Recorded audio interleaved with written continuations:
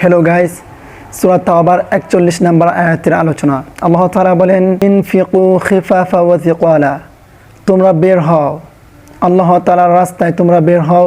তোমাদের গ্যাং, তোমাদের দল অল্প হোক অথবা বেশি হোক, এটা জাস্টিফাই করবে না। তোমরা আল্লাহ তাআলার রাস্তায় বের হও। আল্লাহ তাআলা বলেন, তোমরা যদি আমার আদেশ পালন করো সঠিকভাবে এবং আমার আইন কানুন সোসাইটিতে তোমরা এস্টাবলিশ করো, বাস্তবায়ন করো, তাহলে তোমাদের উপর মুসিবত আসবে, বিপদ আসবে।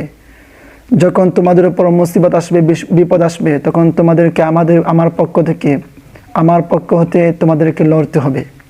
অতএব আল্লাহ তাআলা বলেন, ওয়াজাহিদু বিআমওয়ালিকুম ওয়া আনফুসিকুম ফি সাবিলিল্লাহ, তোমরা স্ট্রাইভ করো, জিহাদ করো আমার রাস্তায়, তোমাদের সম্পদ দিয়ে, তোমাদের জান দিয়ে, তোমাদের মাল দিয়ে।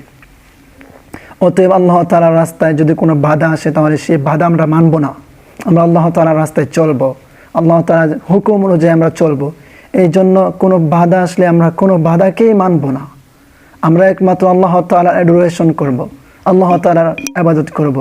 অন্য কারো অ্যাডোরেশন, অন্য কারো অর্ডার আমরা মানব না। যালিকুম খায়রুল লাকুম ইন কুনতুম তা'লামুন, if you understand it, it is better for you.